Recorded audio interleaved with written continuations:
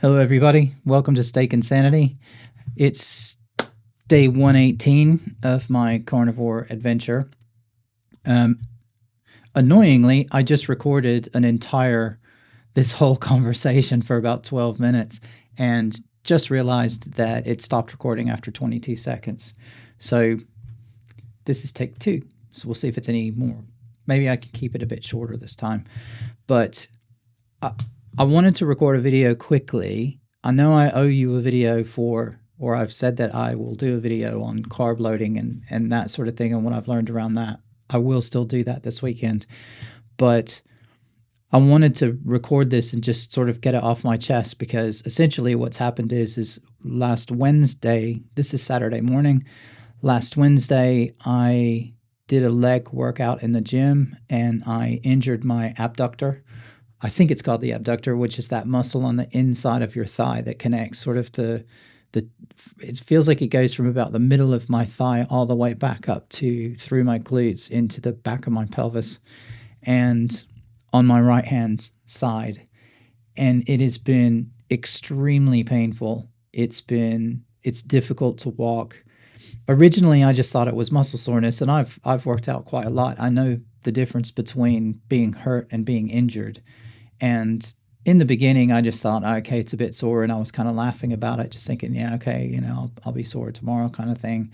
But I can't sleep at night. Every time I try and move anything, it just wakes me up. I can't really do very much. It's a really annoying injury. And the reason I wanted to talk about that is two things. One is it doesn't seem to be healing as quickly as injuries have in the past, which is not what I expected. The general muscle soreness and stuff like that on a carnivore diet where you're doing high protein seems to heal quite quickly. So my normal recovery from just muscle soreness is amazing. And I think I've even talked about that before. But yeah, the general muscle recovery is excellent. This recovery, though, seems to be taking longer, and I'm not sure why that is. But the constant pain is really doing my head in. And because I'm a comfort eater, I think it's really making me struggle. I really, really want to comfort eat.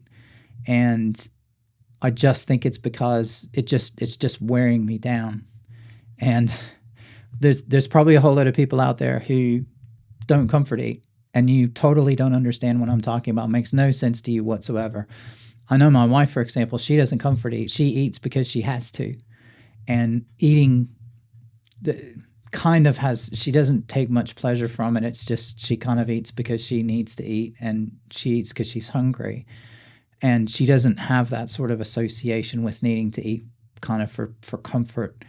But I do. And I think a lot of people out there do. And I think when stuff like this happens and, you're either super stressed or you're in physical pain, like I'm not stressed. Everything else in my life is actually going quite well. Work is going positive. I've got loads of work to do. I've got all sorts of stuff. It's all very positive.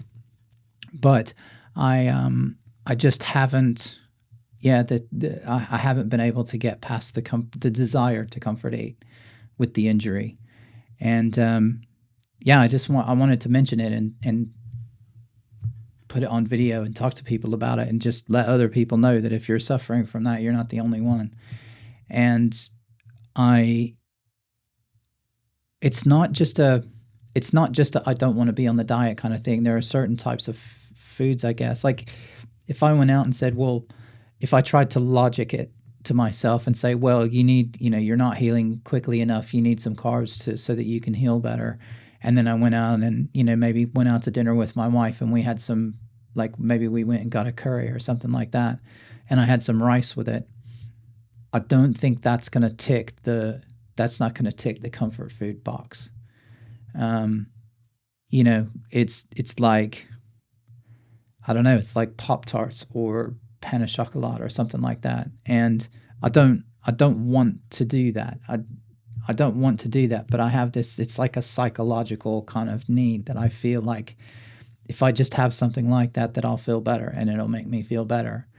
And I know it won't.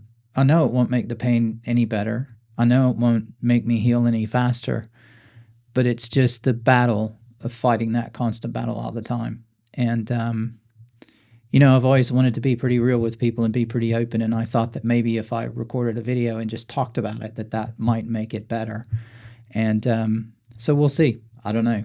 But anyway, that's what I'm struggling with at the minute, mightily. And we'll see. I may crack. I may crack. I may fall off the wagon. But my plan is even if that happens, I will absolutely try to do it in the least way possible. I don't feel like I'm just going to go, forget the diet. I'm not doing this stupid diet anymore. And I'm just going to pack it in for like weeks and that's it.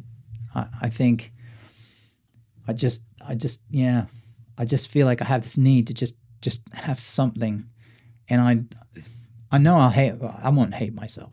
That's a bit strong because I don't hate myself for doing stuff like that, but I won't like that I cracked under the pressure. I think is that will bug me if I do. But anyway, I feel like I'm trying to do some sort of like intervention on myself before I actually do something stupid. So anyway, and I know it's been a bit rambling, but I'm just trying to express what I'm feeling and trying to share it with everybody so that if somebody else out there is feeling the same thing, then, again, you're not the only one. And we all just got to get through it sometimes. So anyway, that's me for now. That's definitely shorter than the one I did a few minutes ago. So hopefully that's not too bad. I think we're only at about 6 minutes this time. So I took a lot of the extra waffle out, which is probably good. I am going to do, I do want to put a video together thinking about carb loading and exercise because of the experience I had last week when I did have a few carbs and then I went to the gym and I felt so much better.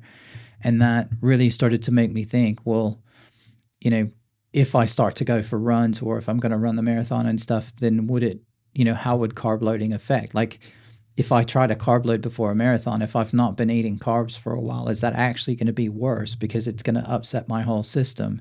And I'm actually going to feel terrible on the day of the marathon because I've upset my whole gut biome again by, having pasta or something. And what thoughts were about that. So I've read a few websites, I've watched a few videos, I've watched a few runners talk about it. I've watched a few things. So I have put some thoughts together and I will do that one later this week as well. And, but anyway, that was it for today. So yeah, we'll see how I get on. Hopefully I don't end up eating a box of Pop-Tarts, but I don't think I will. Anyway, see you guys later. Bye.